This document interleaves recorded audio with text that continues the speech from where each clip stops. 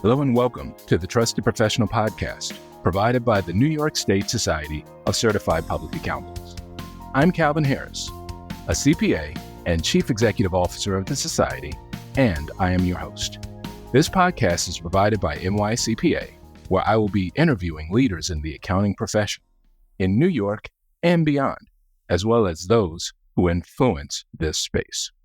In this episode, we present a chat with Orumé Hays, the founder and CEO of Hays CPA LLC, an experienced New York CPA who specializes in client advisory and outsourced CFO services.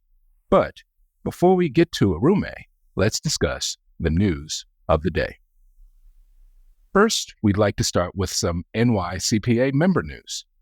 On Wednesday, August the 21st, I hope you can join us at Yankee Stadium for Yankees Night, as we see the Yankees play the Cleveland Guardians. You can either see our show notes or the NYCPA website for more information. Also, we want to encourage you to support our Benevolent Fund.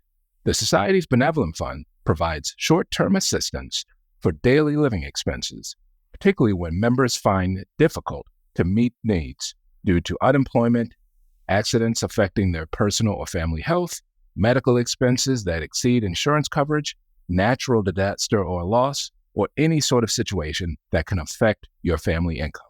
Please see our Society website for more information. Lastly, related to the Society, we want to congratulate the 26 New York CPAs who were recognized by Forbes as one of the top 200 CPAs in America. The event included a Lifetime Achievement Award for retiring AICPA CEO Barry Melanson. The event's also newsworthy because our guest today, Orumé Hays, was named one of those top 200 CPAs by Forbes. And now let's talk about news beyond New York State. First, as reported by Accounting Today, IRS crypto enforcement could get tougher.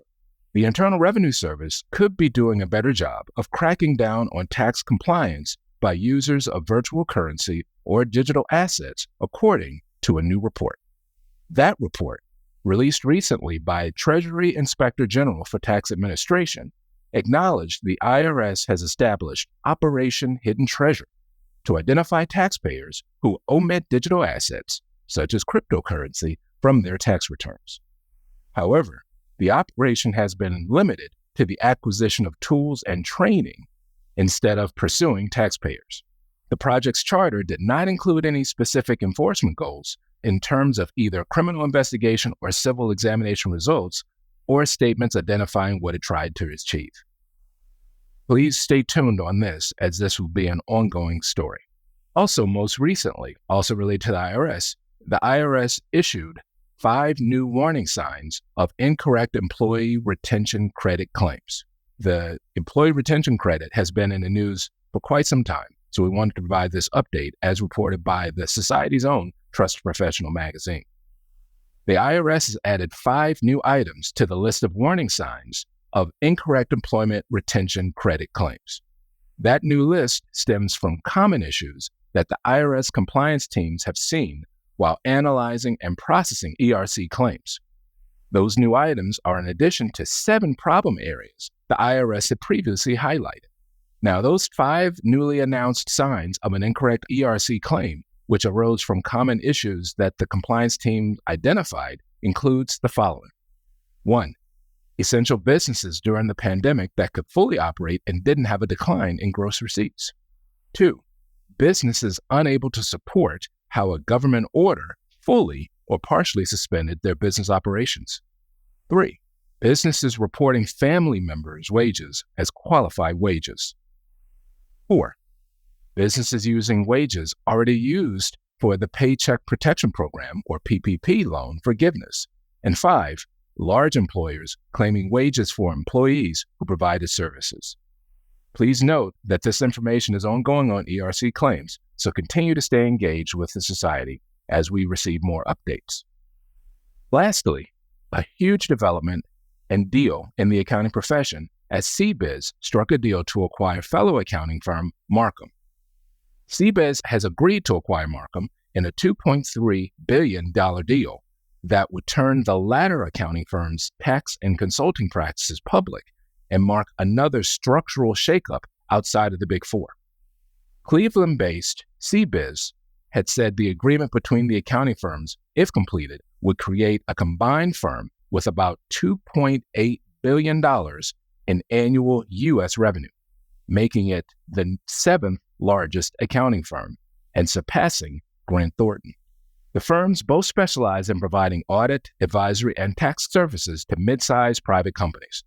CBiz is the only publicly traded accounting services provider in the U.S., while Marcum is privately held. But the Marcum brand will be retired upon the deal's closing, according to CBiz Chief Executive Jerry Grisko. Now, with those news and member updates in mind, I'm pleased to present our chat with Orumé Hays. And welcome back to the Trusted Professional Podcast, sponsored by New York State Society of CPAs. I'm very excited to have this guest joining us today. Guest is probably not the right word because she's a longtime member and a titan in the profession. So I'm going to bring on Orumé Hays, and I'll just read her bio very briefly. Orumé Hays, CPA, CGMA, MST, is the founder and CEO of Hays CPA LLC, a boutique accounting firm focused on client advisory and outsourced CFO services. Orumé's been mentioned and named as one of the 25 most powerful women in accounting by the AICPA and CPA Practice Advisor for three consecutive years, and has been recognized as a top 50 woman in accounting by Ignition, as well as a notable leader in accounting tax audit by Crain's New York Business. This year, in 2024, Orumé was awarded the prestigious NYSSCPA Outstanding CPA in Public Practice Award, awarded by the Society, and was named one of Forbes America's top 200 CPAs. She's an active leader in the accounting profession, as Orumé serves on and chairs the PCPS Executive Committee of the AICPA. She's also an adjunct lecturer and a graduate advisor at two CUNY colleges, where she teaches and mentors the next generation of accounting professionals. Orumé's been a member of the New York State Society since 2007 and has served in numerous capacities within the State Society, including currently as a statewide director at large, member of the executive committee, and chair of the Society's Relations with the IRS Committee. So again, welcome, Orumé. So glad to have you with me. Thank you, Calvin. Sometimes I listen to that and I'm like, that really can't be me. It's not all me. What are they talking about? Orumé, you've got this amazing story, and I'd like to start from how you got here, if you don't mind, your origin stories. Tell me about your journey into the field of accounting. Sure, Calvin. You want the short version or the long version? Since we only have minutes. My path into accounting was it wasn't direct at all. In fact, accounting was nowhere on my radar. When I first got my first bachelor's degree in Nigeria, I got that degree in sociology and anthropology from the University of Benin. And fast forward years later, when I came into America, I was temping. I started working as a model, and then, like most models, you transition to the role of an actor, went to acting school. But when I was always modeling, if you are not a supermodel like Naomi Campbell or one of those people, you have to find other gigs to keep you occupied. So I started temping, doing data entry work. And I remembered as I got into those temp jobs that, hey, this thing is coming really easy to me. What's going on here? And then it started to click that I'd actually taken some accounting courses when I was studying sociology and anthropology. So fast forward years later, I'm back in New York after I went to 2 years of drama school, and I realized that it was going to be really difficult for me to sustain a career as an actor. And I knew that I wanted to be able to maintain a good lifestyle. And so I said to myself, hey, Orumé, you're making tons of money, not tons, as a kid then, as a younger person, making a decent living, doing temp accounting work. And I wasn't yet an accountant. So I said, how much further could I go if I actually got my degree in accounting? And so that's what I decided to do. I went back to school to CSI, majored in accounting with a minor in finance. I had a couple of my professors were CPAs, and I knew immediately after hearing from them. I also got to intern with two of them, And so immediately after I graduated, start for my CPA license and the CPA exam. And that's it. I've been in the profession ever since then, graduated in, I have to say this too loud, 2005. I got my license in 2007.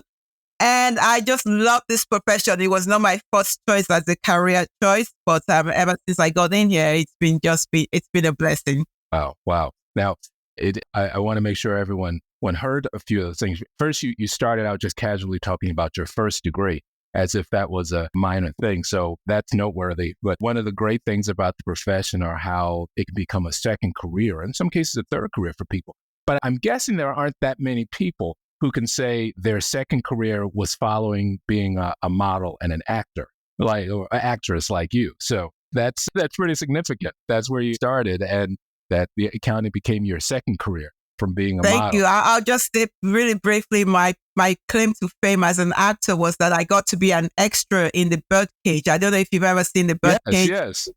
Yes, this was when I used to live in Miami. I was an extra. It was shot on South Beach, and it was a great scene. I had a great time, but that's my claim to fame. Okay, so now we'll have to make sure that in the show notes that we find a link to that part, because I did not know that until this very moment about being an extra in a Birdcage. So now I've got to look this up.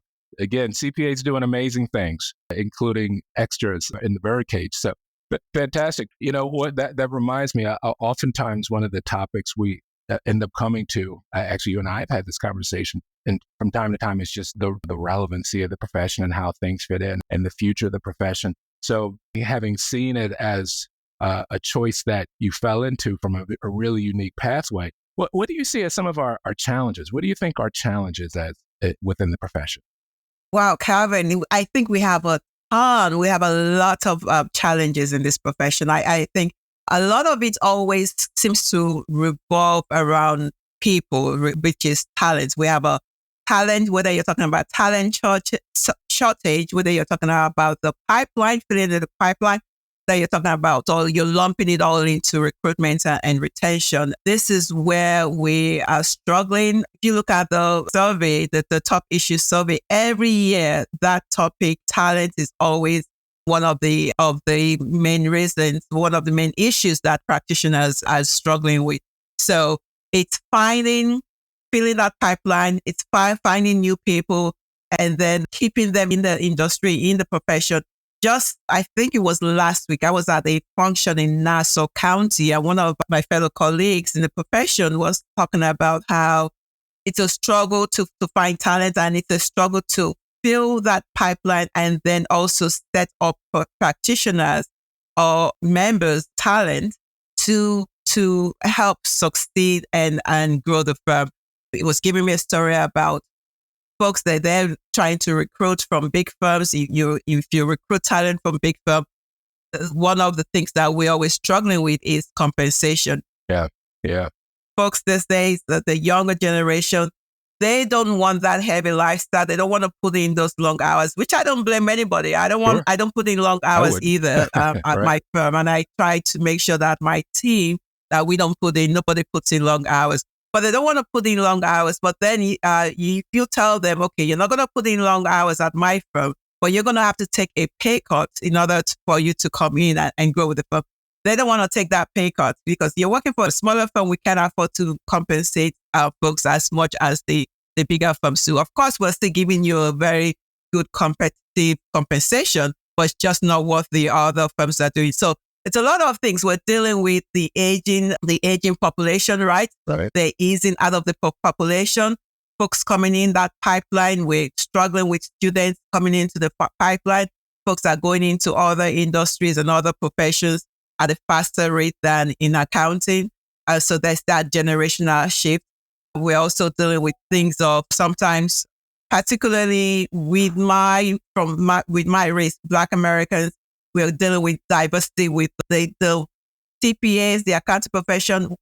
Our ratio, I don't have the stats readily available, but I think we're still in low digits compared to other people in the profession. Yeah, absolutely. Black CPAs specifically, I believe that the percentage hasn't changed much over the years. It had been I think below 1%. I think it might be above 1%. I may need to get updated numbers, but certainly doesn't correspond to the population at large, and similar challenges with Hispanic Latinx across the board. Yeah. Correct. Yeah, that's true. So whereas folks are coming into the profession, it's still at a slower rate. So the pipeline talent in all areas, whether it's recruiting, retention, that's a big thing. And then also dealing with struggles with our remote workforce. There's still some firms who just want to work in the office, whereas the younger generation, they're really now into the whole remote workforce, right? Yeah. A lot of our established firm owners, they need to, I don't want to say get with the program, but if you want to retain folks, we want to offer something like a hybrid. At my firm, I offer a hybrid solution to my team members. I have team members who come into the office, and I have others who work remotely. And so it's a combination. You work some days in the office and some days from home. So all of those things, I think those are some of the challenges that we are going through collectively in the profession. Yeah, I think you're spot on all those things. And they keep coming up, don't they? When we're talking about talent and how hard it is to get folks in the aging population, but also the challenges on the younger part of the populational pipeline. Although one of our colleagues will often say the pipeline is the whole thing, not just the younger, but the older, much to your point there. And I could not agree more in terms of flexibility on working. I know, I will admit, I was one of those people, I'll say before the pandemic, that could not have envisioned how you can work remotely. I'm embarrassed to say it, but my mindset's really changed because I've certainly seen technology just makes it too easy now. And hopefully our colleagues see a lot of times it's competitive disadvantage. If you insist on being in office, of course you have to adjust the client. But beyond that, I know by the time I left industry before coming to the society, I felt strange if my auditor couldn't find a way to do much of their work without coming to the office. Why do I need to make a space for you? You can do all this remotely. Exactly. No, those are good points. Yeah. So I'm curious to that point. Have you had?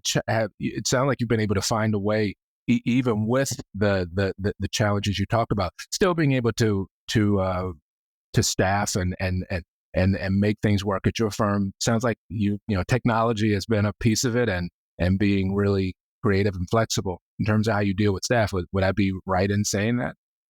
Yes, that's correct. I absolutely leverage technology to make sure that I'm able to service my clients regardless of where my clients are. I have local clients, I have clients in different states, and I have a couple of international clients. And so I'm able to leverage technology with that. And also with my team members, I have team members in New York. I also have out of state and also offshore team members. So I wouldn't be able to have a cohesive team as well as service my clients more effortlessly if I'm not able to leverage all of the tools that technology gives us.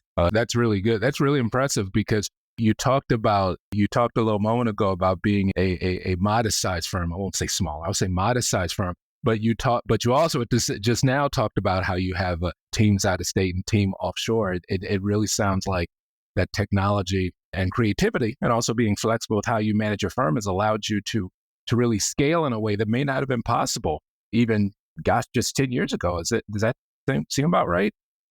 That is correct. Because when I started, I was trying to do everything all by myself. There are only 24 hours in a day, right? And so after year 1 and year 2, I realized, okay, so the clients are coming in the door. I don't know what's happening, but they're coming in the door, right? When you open up shop, you struggle and you try and think, are the clients going to come in? Is this going to work?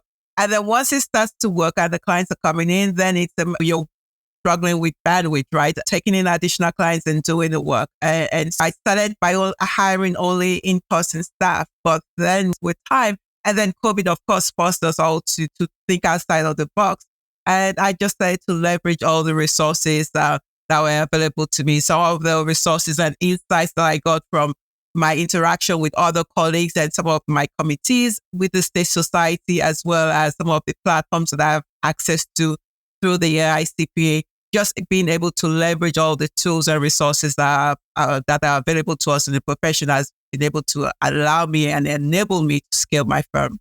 That's really impressive. I do want to ask. I'm curious because before we came online, I was talking about a fellow friend that sends his regards. And one of the things we were half joking about, I said we were going to be talking. You and I were going to be talking today. And I think he asked, "How does she do all these things?" So I'm curious. How do you do all the things? Because if I go back to the background I read, so you've got 2 colleges. You're a lecturer, right? You've got the firm you're running. You've got the chair of PCPS with the AICPA, executive committee of it. You're a board member of the state society. How do you find time how do you make all this work? How do you do it? That's a question that always comes up when folks hear about all the things that I volunteer. It's because these things actually fill me up. They're what keeps me vibrant and keeps me alive. So I think one of the reasons that I'm able to do everything that I do is, one, I'm divorced, so I don't have a husband to take up to take up some of my time. So we're suggesting that as a way to make it work. Yes, exactly. And then the other thing is that coming from a big family, I have my dad had 17 children, so wow. I have all these brothers and sisters, and many of them have children. So I have lots of nieces and nephews, but I don't have any kids of my own. So I'm able to enjoy the world of being Auntie Orumé, but without having the kid that's currently doting on me that I need to take care of. So because I don't have those other constraints, so to say, and those other obligations of a family life, I'm able to devote a lot more time to my volunteer efforts and to my profession. This past semester, for the spring semester, I taught 3 classes at the College of Staten Island. This was the first time I was teaching 3 classes, but I was able to do that because I could leverage my team members, my employees, to be able to do some of the work. Previously, when I started that, I was doing all the work in my firm and I was only teaching 1 class. Depending on what I have going on, I'm able to leverage all the support that I get from other places. Some of my volunteer efforts, some things that you meet once a month, right? With these committees at the State Society, our meetings are once a month. With the AICPA, the PCPS EC meetings, we meet once a quarter, so I'm able to shift and plan accordingly. But it does take a lot of time. But I say, if I did not have all of these things to keep me engaged, I would probably be very miserable. I would be one of those people that have been buried something just doing. I wouldn't find accounting as enjoyable as I do now, but because I'm able to branch out and teach with students, mingle with colleagues, mingle with other folks, it just works out really well for me. I get it. One of the first things you said just in talking about this, you talked about how it fills you up. And what it really sounds like, and I don't want to put words in your mouth, you can tell me if I'm saying it correct. It sounds like you found a way to just integrate the work with life. I often get the question, I know you do as well, in terms of work-life balance. And I said, I'm not sure about the balance. I said, but I like work-life integration, because then if the work is something you're truly enjoying, then it might not even really be work. It's just a part of who you are. Does that sound like you? That's so it. It's like sometimes when I'm at my desk working, I don't even look at the time, and then I look up and I realize, hey, it's 8 p.m. or it's 9 p.m. Gosh, Orumé, you've got to go home. Whereas I don't put that expectation on my team members to work late. For me, because I'm enjoying what I'm doing, if I'm solving an issue for a client or working on a proposal for a client, I get into it and I'm doing it and I forget what the time is. And then it's okay, fine.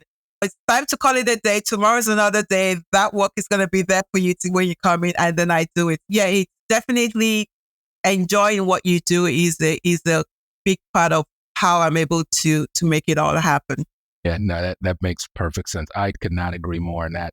Even if I think about roles for myself where if it didn't connect with me in some sort of way, then it was hard for me to even do good work. But when it felt just like a natural thing to where it was technically work, but I'm enjoying what I'm doing and I happen to get paid for it, why would you not want to? Why would you not want to do that? That's a great deal. I am curious about one other thing, and I think you've touched on this a little bit, particularly with your involvement with the AICPA and your interactions directly with students. I'm curious about your thoughts. What's one thing or a few things about the profession, the accounting profession, that you think people consistently get wrong? Oh, what is the one thing? The thing that accountants or CPAs, we only do tax returns. That is the stereotypical thing. So that's a misconception that I think a lot of folks tend to gravitate towards. There's so much that we do. There's audit, there's forensic accounting, there's financials. Then you can be a public accountant, you could be in private. So I think that's one thing that folks constantly get wrong. Another thing is that sometimes they underestimate the complexity and the amount of knowledge that we're required to have in order to be able to do a good job. Sometimes I have clients say, "Oh, I'm going to send you, I have a tax return. Can you do it?" It's like really simple. I've got nothing. And then they send you all their documents and they've got real estate. They have a couple of gigs. Nobody ever does one thing, right? You might find you have a couple of clients that have maybe just a W-2. But a lot of times you have clients who are partners in one company or two companies. They are shareholders. They have all these things going on. They work for a not-for-profit. So you have all of this. But then they think that their particular situation, they have a simple situation. They're like, it shouldn't take you that long to do my tax return or to get my financials, to get me my monthly financials. Why don't I have this information from you? That's another misconception, the complexity of the work that we do. I think those are just some of the misconceptions that they have. And then I would say the cost. They think that the work that we do is very cheap, should not be this expensive. They're like, come on, guys, you're not going to H&R Block, or not that there's anything wrong with H&R Block. I'm not going to knock anyone down, but still, we customize our service to our clients. So we do a lot, but then they think that they shouldn't be paying for it. When I go and see my dentist, I have a tooth pulled out. I'm not my client, my dentist. They're gonna just give me. They're gonna actually. I don't even know what I'm gonna pay up front. They do the work and then they send me the bill. You know what? The insurance, they're gonna cover what they cover, and then I'm stuck with the copay, and I have no say in negotiating what that bill is. But with clients, they're constantly trying to undervalue our services. And those are just some of the misconceptions, I would say, that we have to deal with. Those are such good points. First, I would say, hopefully, if you wouldn't have my sort of dental bills, because then you're in trouble. But it's such a good point in terms of valuing it. I do think sometimes CPAs end up being their own worst enemies on this because they choose to undervalue their services versus really pricing themselves out, because other professions, they went through years of training like we do. They went through an examination like we do, an apprenticeship sort of scenario, working under someone else like we do. So I'm going to butcher the story, or the old joke where someone took only a half hour to do the work, and they said, well, you're not really paying for the half hour. You're paying for the years of experience that I have that allow me to do it for that half hour. But no, that's so true. And the technology. Sometimes technology is very expensive, right? Exactly. We have to pay for all those things. So yes. Exactly. Well, that's true. So I did want to ask you, in terms of you have such a varied background. You've done so many things, and because of your activism and your activeness with AICPA, with the State Society, other organizations, your various schools, you get to see a broad view. So we're going to do a quick little thought experiment here. You get to get creative. Who says accountants, CPAs can't get creative? You're going to prove it. So if you had no constraints of money or time, whatnot, and you can do one thing or a series of things, you don't have to limit yourself, to improve the accounting profession or improve things, what would you do? What would your thing be? I have made you the queen of the profession. What would you do? I say the queen of the profession. So if I had a magic wand that I was queen of the profession, I could do anything. I would start with a public awareness campaign.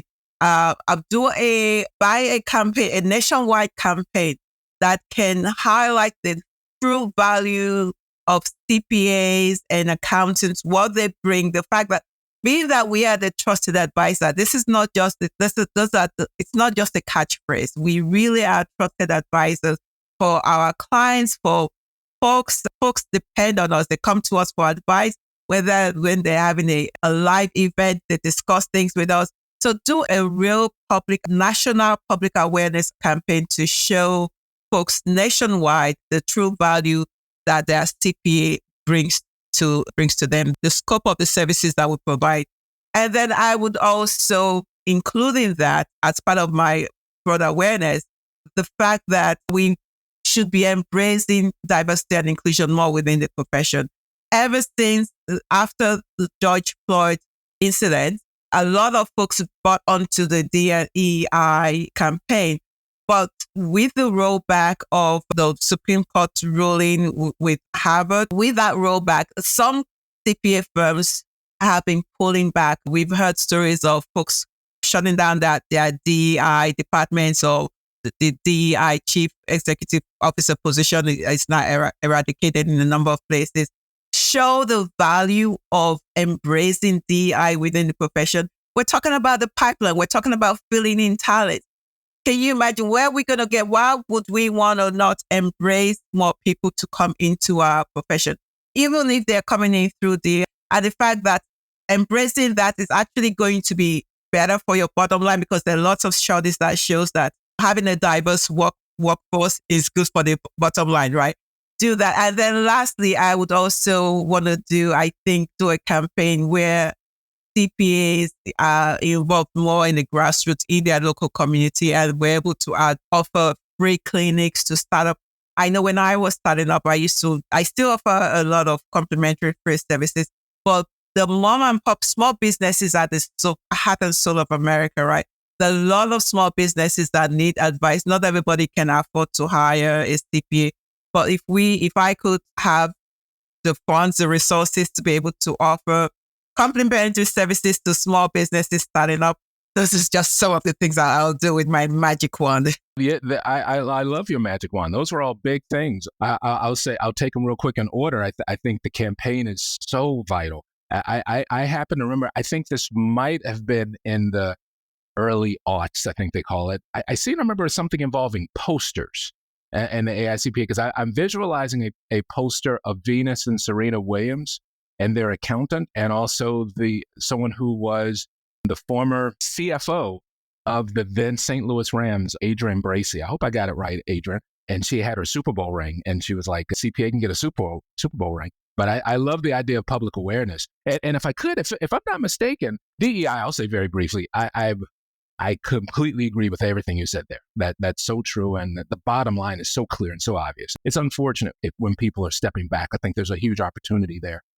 But on the support for small businesses, one thing that I believe is true that was not in your bio, don't you volunteer at least one college through a small business development program? Is that correct? I do. That is correct, with Pace University. Yes, so okay. They have this program where we support small business entrepreneurs and small businesses, and we give free advice, and we have clinics, accounting clinics. So to do that, I also used to do that through the New York State Public Library, the New York Public Library. So the Manhattan location used to have the business library portion.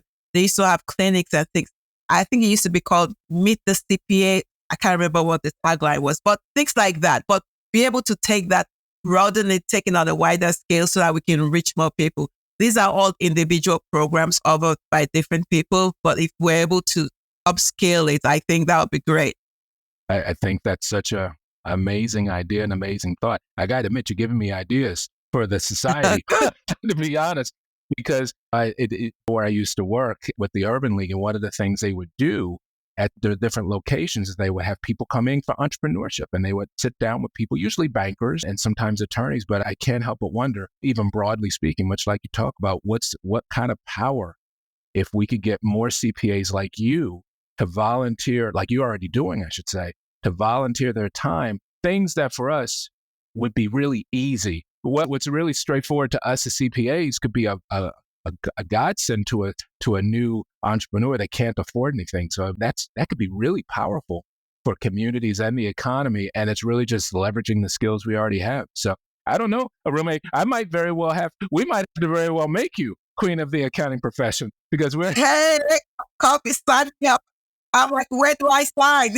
Yeah, well, see, everyone, I told you, Orumé's background and bio is pretty amazing. You can see why she ends up winning so many awards. She's doing so much that we didn't even bother mentioning how she provides volunteer services to entrepreneurs. That didn't even make the bio. by the way. So yeah, kudos to you. Orumé, it's been a really great time talking with you. So I want to give you the opportunity to tell me what's important or something missing. What would you want to make sure that our listeners, our fellow members, our fellow colleagues hear about you that I didn't ask? What would you want to say?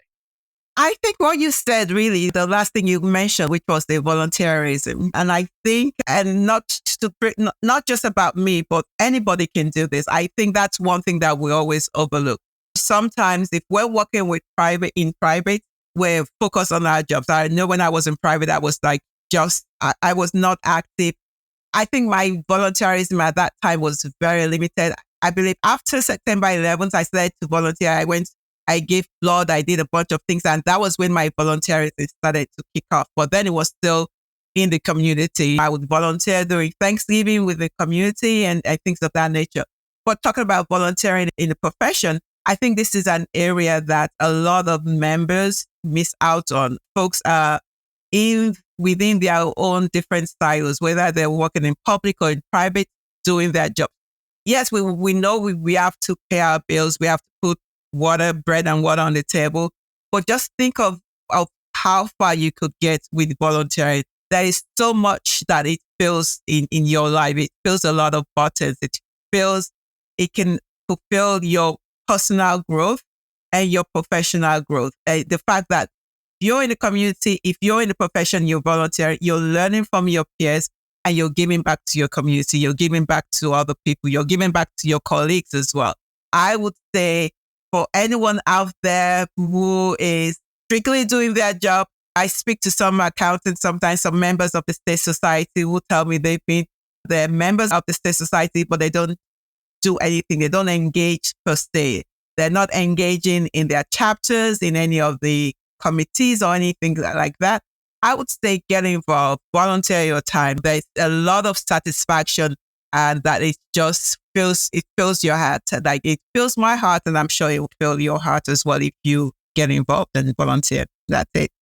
Absolutely. So very well said. To whom much is given, much is required, and you are certainly proof of it, Orumé. Actress, model, faculty member, adjunct professor, volunteer, AICPA member, and of course, New York State Society member, Orumé Hays. Orumé, it's been so great talking with you. Thank you again for joining me today on the Trust Professional Podcast. Thank you so much, Calvin. It's been a pleasure. Enjoy the conversation. I hope you enjoyed our conversation with Orumé as much as I did. As you no doubt noticed, she has a very unique background, including time as a model and actress. But I'm glad that she's with us here in New York as a CPA. With that said, thank you for joining us on the Trusted Professional Podcast. If you liked what you heard, please subscribe now to get this podcast delivered to you when it's released. And of course, please do rate and review our podcast, as it helps us continue bringing episodes to you. In addition, if you aren't a current member of NYCPA, I ask you to join us as a member and learn more about our amazing events and activities at NYSSCPA.org and follow us on social media. Lastly, if you have any questions, comments, or suggestions, including suggestions for possible interviewees, please email us at podcast@nysscpa.org. Thanks for listening.